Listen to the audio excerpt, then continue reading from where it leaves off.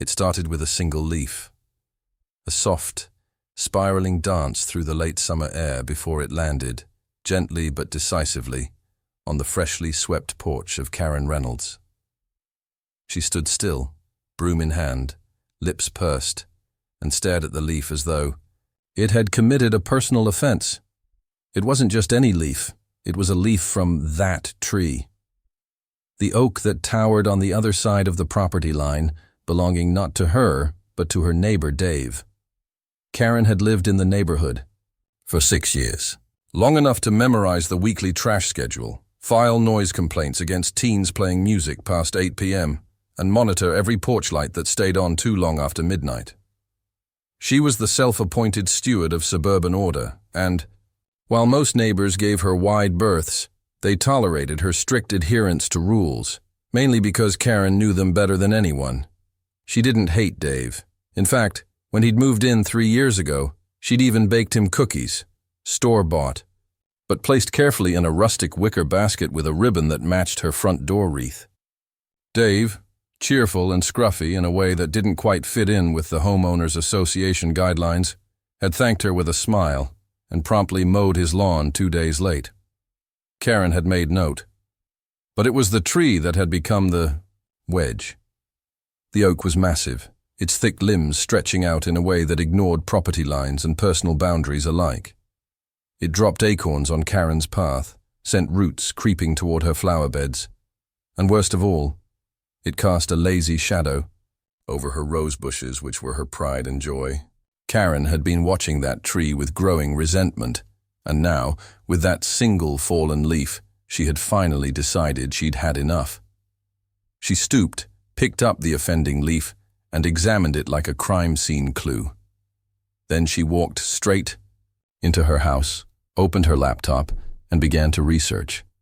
It took her 2 hours, 3 cups of green tea, and a forum post in a local gardening Facebook group to find what she was looking for. County Code 32.4b. Overhanging vegetation responsibility. It was a revelation. According to the statute, homeowners could be required to address and even remove overhanging limbs from neighboring trees if they interfered with maintenance or posed a risk to property. Karen printed the statute, highlighted the key section in neon yellow, and stapled it to a manila folder labeled Tree Issue. That evening, she marched over to Dave's driveway with the folder in hand. Dave was fiddling with a bike tire, his garage open, music playing softly from a speaker. He looked up and smiled. "Hey, Karen, what's up?" Karen didn't smile back. "We need to talk about your oak." Dave wiped his hands on a rag and stood, curious. "The tree?" She opened the folder like a lawyer preparing for court. "This tree extends beyond your property and causes significant debris on mine. Not only is it aesthetically disruptive, but it's encroaching on my space. Section 32.4b states," he held up his hands. Wait. I'm happy to trim the branches. I've got a guy who can do it next week." Karen's eyes narrowed. "That won't be necessary." Dave blinked. "Oh, okay, so what do you want to do?" "I'm documenting the situation, for now." He scratched the back of his head. "All right, well, if you change your mind, just let me know." Karen didn't respond. She closed the folder with a sharp snap and walked back to her house, leaving Dave standing there with the rag still in his hand and a confused expression on his face. Back inside, she made notes. She drew a rough diagram of where the branches crossed over the property line. She measured the shadows they cast at different times of day. She even recorded the number of leaves that landed on her porch over the next 3 days. Each one was added to the file, documented with dates and brief descriptions like broad, brown, curled at edges, landed near welcome mat. But Karen wasn't just angry. She felt invaded. To her, the tree wasn't just a tree.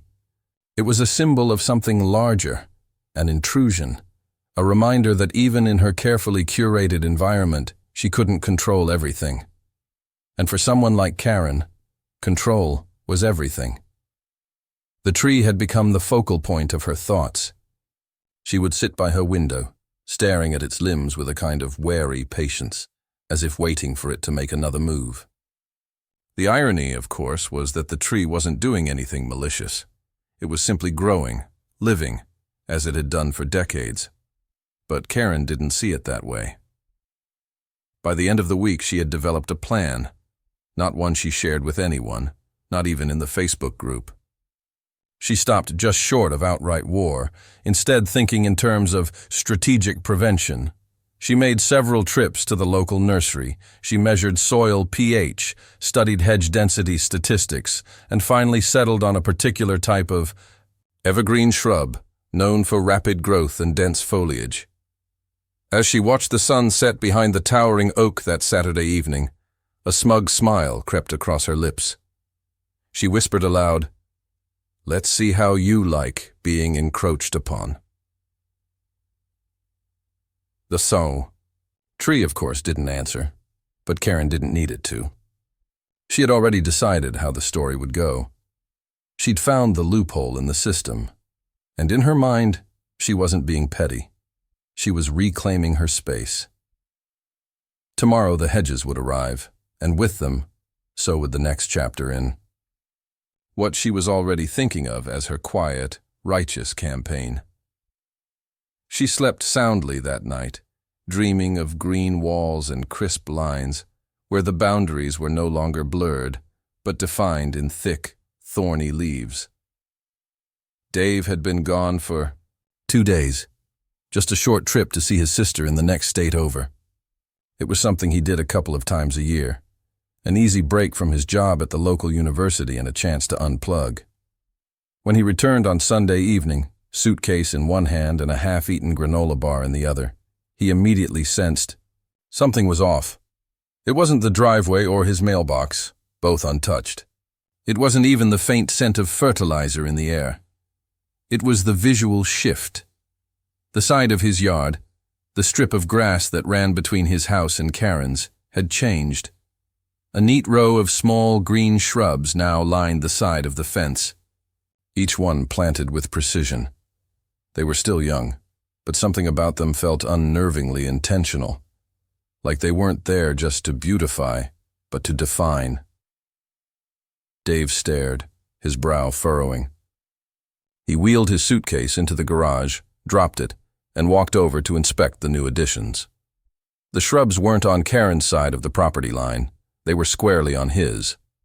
The boundary had always been clear, an old faded wooden stake and a short gap between the two houses where nothing but grass grew. These plants were at least a foot into his yard. At that moment, as if summoned by his confusion, Karen appeared. She wasn't wearing her usual porch-sweeping attire. Today she was dressed in full gardening gear, sun hat, gloves, and a khaki vest with an excessive number of zippered pockets. She was holding a hose and standing proudly at the corner of his property like she'd just finished a landscaping commission. "Evening, Dave," she said, her tone cheerful but clipped. "Notice anything different?" Dave pointed at the hedges. Yeah. What's going on here?" She took a step closer, her boots crunching softly on the freshly mulched ground. "I planted a natural privacy barrier," she said matter-of-factly. "Given the recent issues with the tree and the amount of leaf litter on my side, I thought this would help bring a little, visual separation." He stared at her. "Karen, you planted hedges in my yard." She smiled brightly. "Well, they're in the margin. According to property law, there's a buffer zone, commonly recognized as a grace area, where minor landscaping can occur without permanent encroachment." Dave blinked. "A grace area?" "Section 12.9c of the Residential Landscaping Guidelines," she said proudly. "It allows for temporary foliage enhancements that improve both aesthetic value and privacy. I looked into it thoroughly. But you didn't ask me." "I didn't think it was necessary," she said, tilting her head slightly. "You've always been pretty relaxed about this stuff." Dave rubbed his forehead. "Relaxed doesn't mean I want random hedges growing in my yard." "They're not random," Karen snapped. "They're boxwood, fast-growing, evergreen, drought-resistant. I even amended the soil so they'd thrive. On my soil. She ignored that part. It's really for both our benefit, Dave. Once they mature, you'll barely notice them. And they'll shield your house from my floodlights. You have floodlights because you filed a complaint about raccoons, he said, exasperated. Well, she replied with a crisp nod, I like to be proactive. He stared at her for a long moment.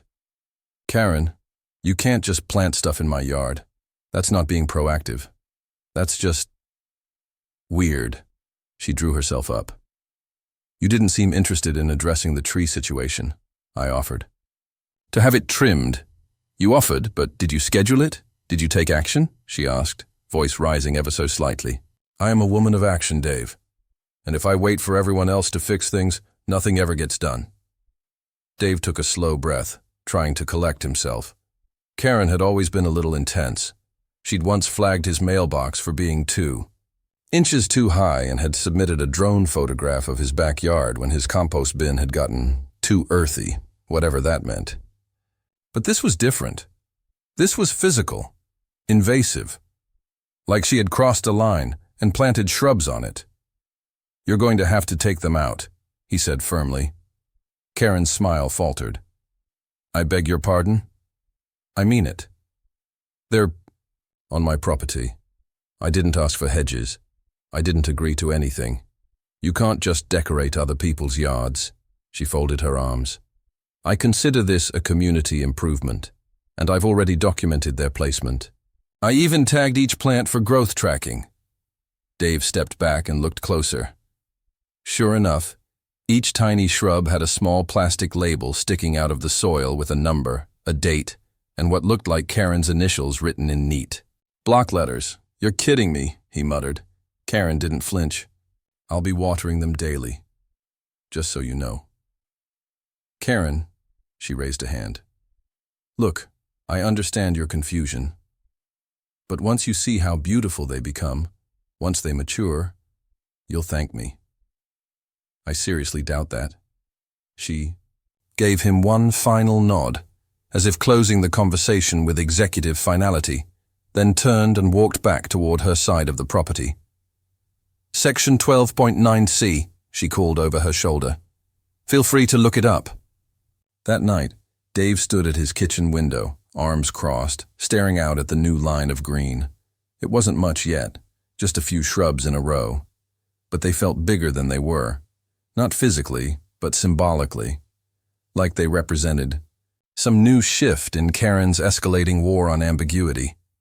She needed definition, structure. If the law didn't draw the line exactly where she wanted it, she'd draw it herself. In chlorophyll. He considered pulling them out himself. One tug, each. They weren't deeply rooted yet, but something stopped him. Maybe curiosity. Maybe a dark amusement.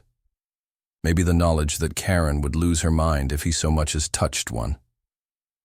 So he left them, for now.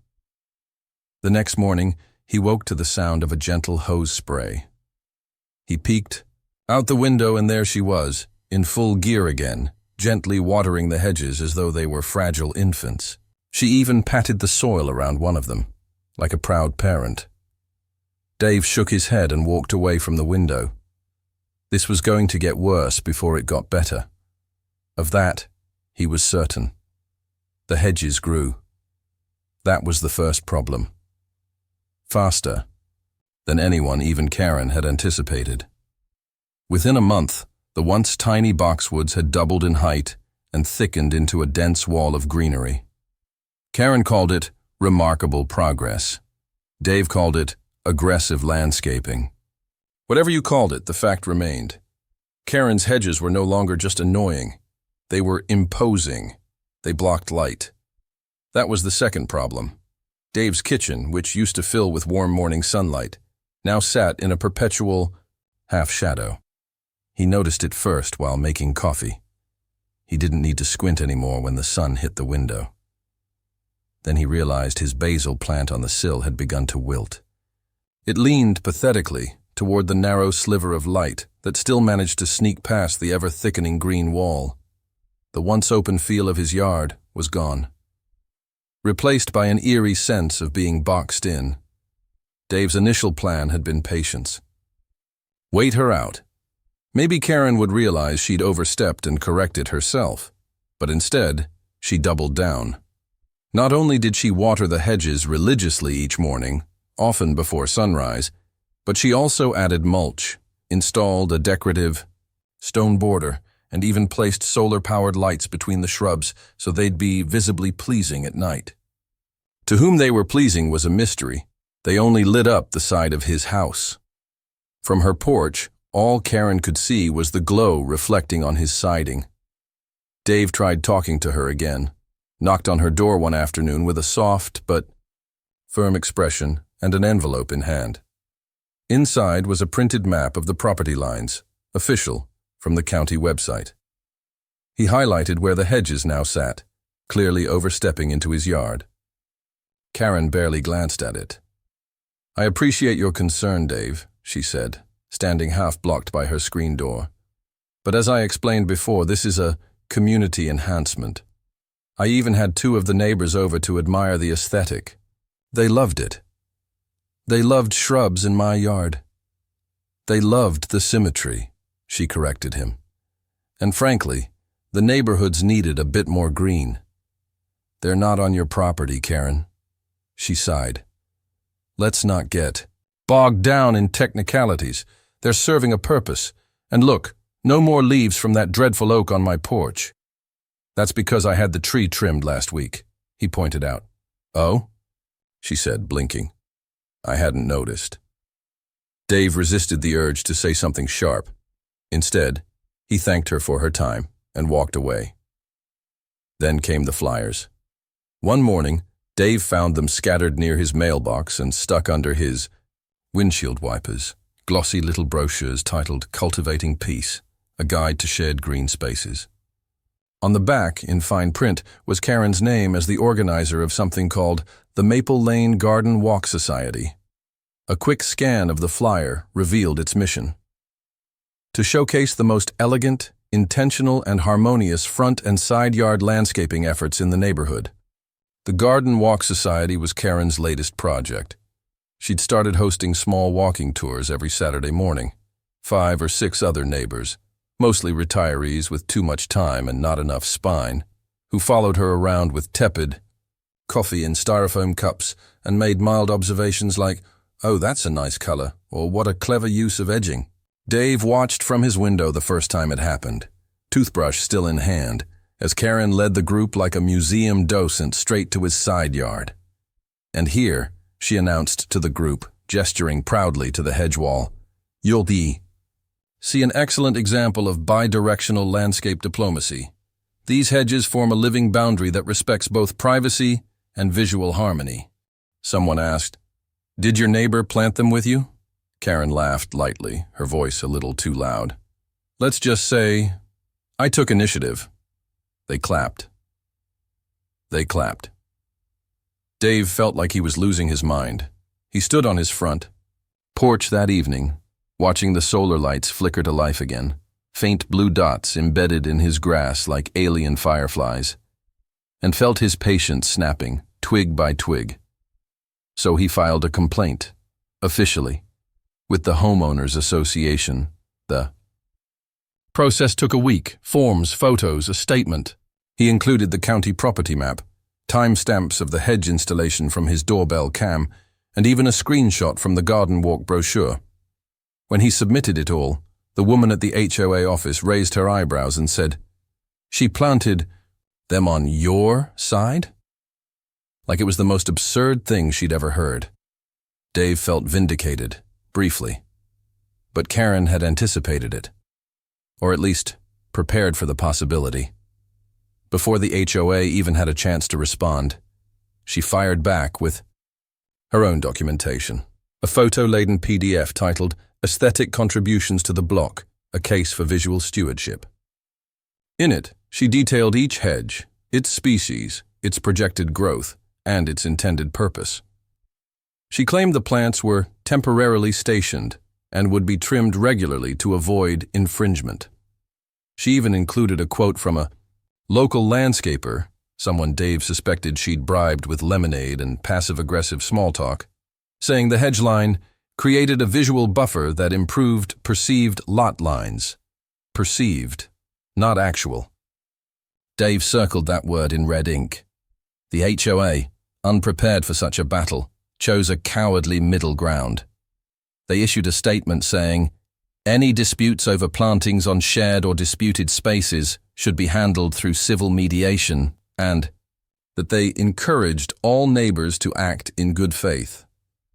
Karen posted the statement on her community bulletin board the next day under the heading, "Mediation encouraged but not required. Garden walks to continue." That Saturday, the crowd was bigger.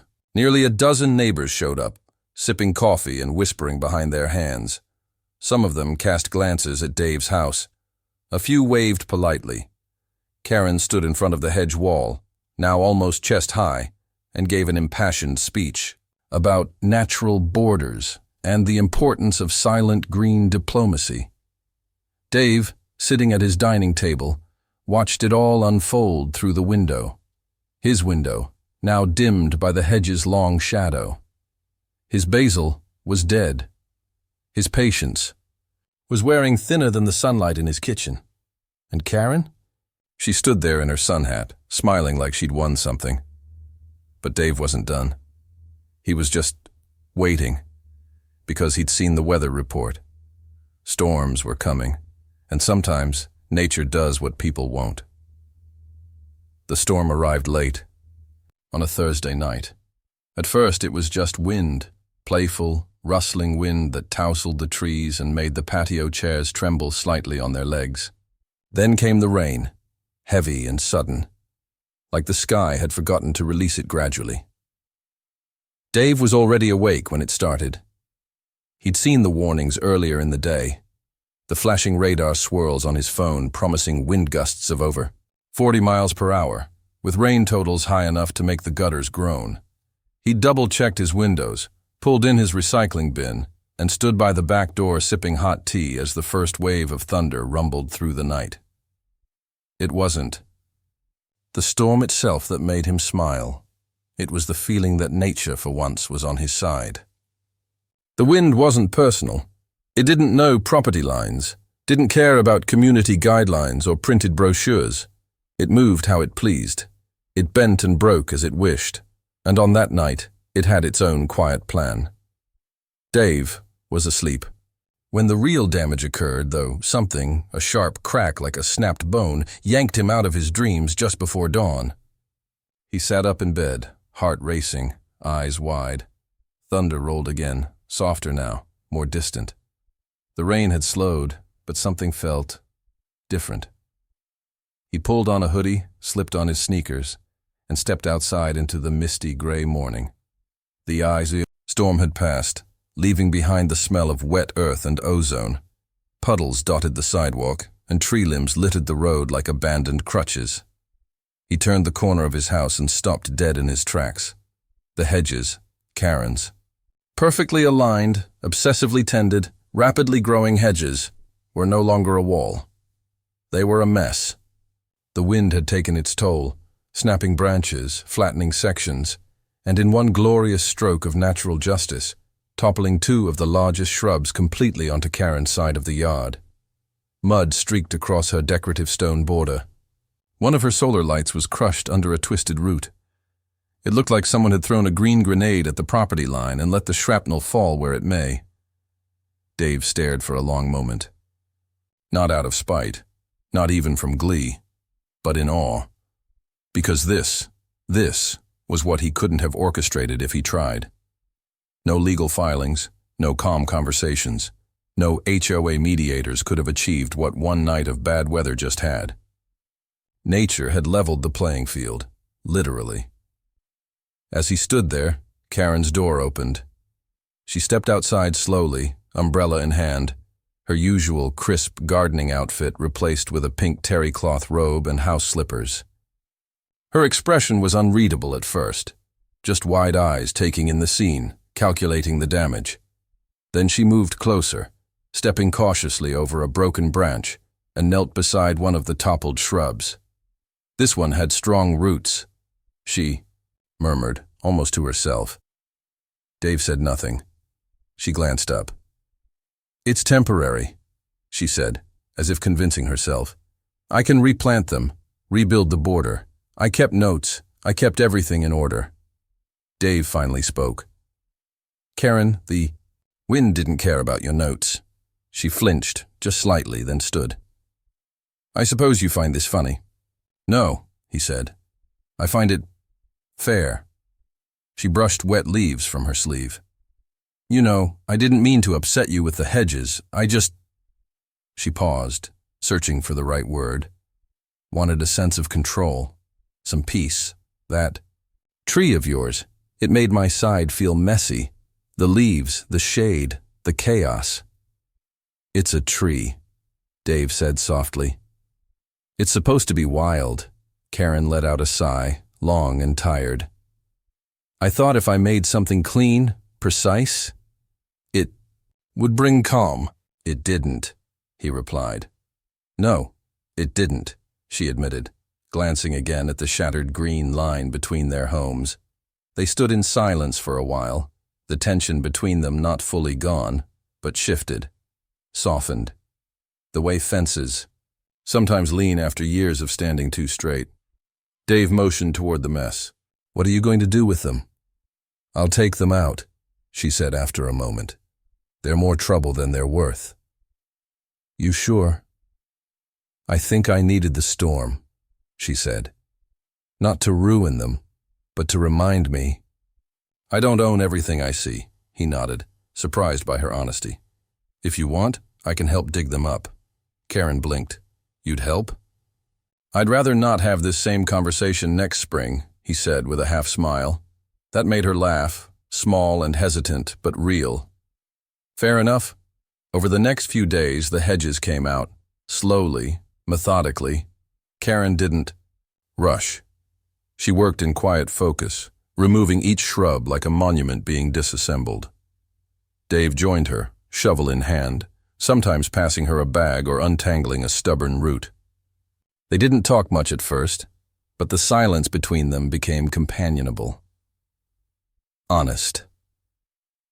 One evening, as the last of the hedge roots were piled beside the road for yard waste pickup, Karen stood with her hands on her hips, surveying the cleared ground.